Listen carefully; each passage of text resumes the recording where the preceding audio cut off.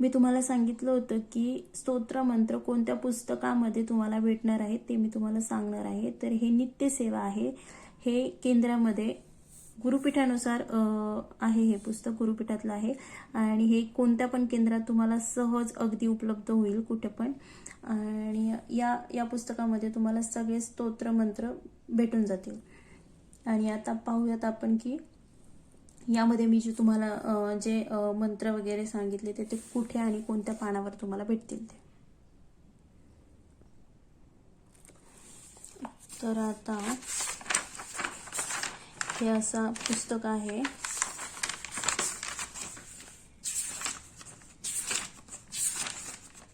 यामध्ये असं सगळं पान वगैरे म्हणजे कुठं कुठं काय सगळं दिलेलं आहे. इथे बघा हे मेन सेवा भगवान श्री शंकरांची इथे सगळं दिलेले. शिव महिंद किती पानावर आहे, शिव हे सगळं रुद्र वगैरे हे किती पानावर आहे काय आहे हे सगळे इथे दिलेलं आहे बघा.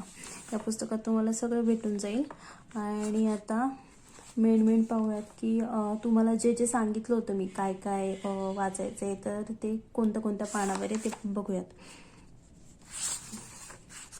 आणि जी शंकरांची आरती तुम्हाला सांगितली होती ना मी, तुम्ही आपली रोजची जी आरती असते ना शिवशंकरांची लवतावती विक्राळ ती पण करू शकता. आणि नंतर मग इथे श्री शंकराची आरती दिली ही पण आरती तुम्ही करू शकता. तर ही आरती आहे 26 पानावर, 26, 27. आणि मग इथे हे मंत्र पुष्पांजली देखील आहे, हे पण तुम्ही म्हणायचं आहे. नंतर हा आपला स्वामींचा इथे जय जयकार असतो आणि स्वामींचंच म्हणजे सगळं आरत्या वगैरे कसं काय ते याचं पुस्तक आहे हे. आणि इथे नित्य ध्यान वगैरे हे सगळं असं दिलेलं आहे.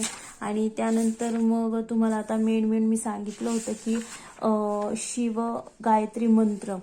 तर हा शिव गायत्री मंत्र हा 34 पानावर आहे. हे बघा इथे दिलेला आहे. हे रुद्र शिवगायत्री मंत्र हा ओम तत्पुरुषाय विद्महे महादेवाय धीमहि तन्नो रुद्र प्रचोदयात हा मंत्र आहे. हा मंत्र म्हणायचा आहे तुम्हाला. आणि त्यानंतर शिव अष्टोत्तर नामावली सांगितली ती तुम्हाला. तर ती आपल्याला इथे भेटेल. ती एक वेळा वाचायची आहे. एक वेळा वाचायची आहे शिवनामावली. म्हणजे गुरुपीठानुसार जी सेवा आहे ती तुम्हाला आता मी सांगते की कोणता मंत्र किती वेळा काय कसा बोलायचा आहे तो. तर एक वेळा ही शिव अष्टोत्तर नामावली म्हणायची आहे. तर त्याचं 107 पानावर हे बघा ही इथे दिलेली आहे अशी एवढी आहे. आणि त्याच्या शेजारी लगेच तुम्हाला काळ भैरवाष्टक पण भेटून जाईल. हे ध्यान आहे शिवशंकरांचं. आणि त्यानंतर तुम्हाला शिवमहिम्न स्तोत्राने तुम्हाला अभिषेक करायला सांगितलं होता मी. तर तो तुम्हाला इथे शिवमहिम्न स्तोत्र हे इथे शिवमहिम्न स्तोत्र आहे. हे संस्कृत आहे. आणि याच्यानंतर तुम्ही हे संस्कृत पण वाचू शकता. संस्कृत नाही वाचता आलं तुम्हाला तर हे इथे आपलं प्राकृत दिलेलं आहे जे मराठी सारखंच असतं बघा वाचायला. तर ते तुम्ही वाचू शकता. आणि त्यानंतर मग गणपती अथर्व शीर्ष एक वेळा घ्यायचंय. शिवमहिम्न स्तोत्र एक वेळा घ्यायचंय. गणपती अथर्व शीर्ष एक वेळा घ्यायचंय. ते आहे इथे लगेचच याच्या म्हणजे स्तोत्र मंत्र आहेत ना त्याच्या पुढेच दिलेलं आहे बघा. सेवा श्री गणपतीची. तर त्यामध्ये श्री गणपती अथर्व शीर्ष हे सगळं असं दिलेलं आहे. ते तुम्हाला एक वेळा वाचायचंय. त्यानंतर मग तुम्हाला रामरक्षा म्हणायची. रामरक्षा आहे आपली ती एक वेळा म्हणायची आहे. तर ती ही इथे आहे बघा. श्री रामरक्षा स्तोत्र ही रामरक्षा एकदा तुम्हाला म्हणायची आहे. त्यानंतर मग रुद्राध्याय चमक आणि नमक सहित एक वेळा तुम्हाला वाचायचं हे सगळं. तर हे तुम्हाला भेटेल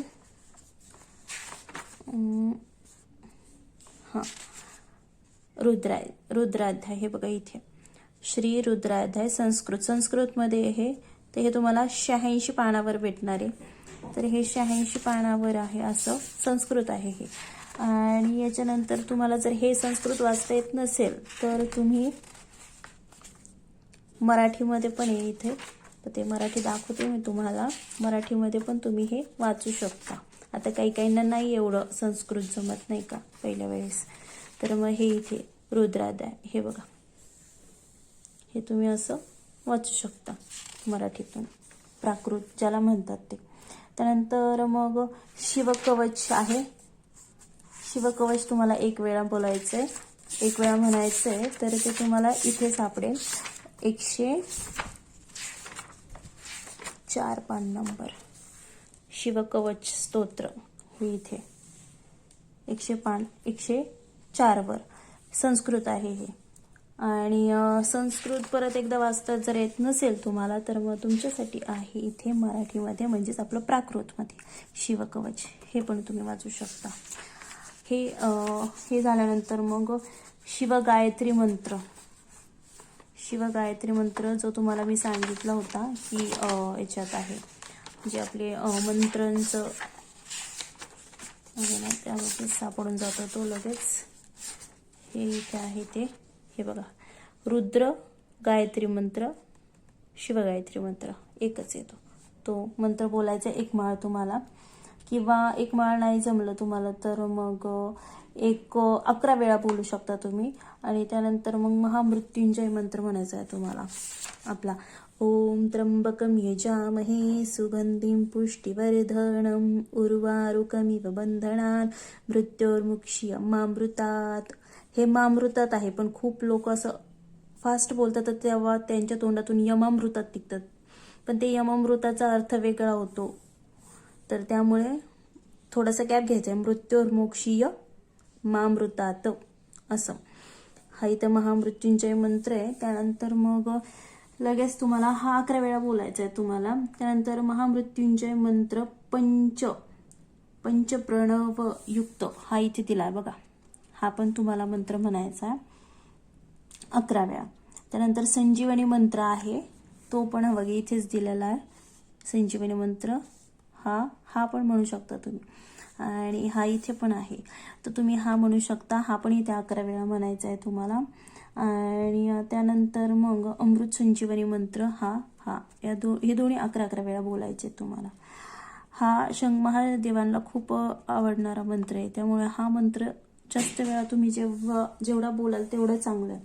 आणि त्यानंतर मग काळभैरवाष्टक 1 वेळा म्हणायचं आहे, तर ते तुम्हाला सांगितलं मी 109 पान नंबरवर आहे काळभैरवाष्टक. तरी दाखवते मी तुम्हाला परत एकदा. हे इथे काळभैरवाष्टक. थोडेसे शब्द अवघड आहेत, पण एकदा दोनदा तुम्ही म्हणजे सारखं रोज एकदा जरी बोला ना तरी ते तुम्हाला पाठ होऊन जातं ते, तर तुम्ही वाचू शकता ते हे इथून असं. हे पहिले ध्यान आहे, हे ध्यान तुम्ही म्हणायचं एकदा दोनदा किंवा 11 वेळा म्हणायचं, आणि त्यानंतर हे चालू करायचं काळभैरवाष्टक. अशा पद्धतीने तुम्ही शिवशंकरांची पूजा करू शकता.